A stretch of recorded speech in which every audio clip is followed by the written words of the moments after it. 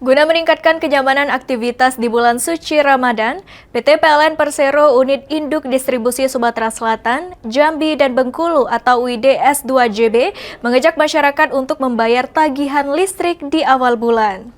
Cuma dengan satu jari, semua urusan listrik langsung beres. Tinggal tap menu token. Langkah ini tidak hanya bertujuan menghindari denda dan resiko pemutusan akibat tunggakan, tetapi juga sebagai upaya menjaga kenyamanan pengguna listrik selama menjalankan ibadah puasa serta mendukung pendapatan daerah melalui pajak yang disertakan dalam tagihan listrik. Ramadan menjadi periode dengan intensitas aktivitas rumah tangga yang meningkat, mulai dari persiapan sahur, berbuka puasa, hingga pelaksanaan ibadah pada malam hari. Seluruhnya membutuhkan pasokan listrik.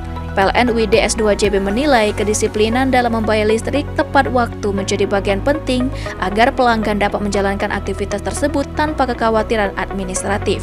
General Manager PLN UID S2JB menyampaikan bahwa pembayaran listrik di awal bulan merupakan langkah preventif yang sederhana namun berdampak besar.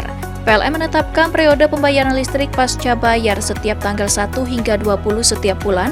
Apabila melewati batas waktu tersebut, pelanggan akan dikenakan biaya keterlambatan dan berpotensi dilakukan pemutusan sesuai ketentuan.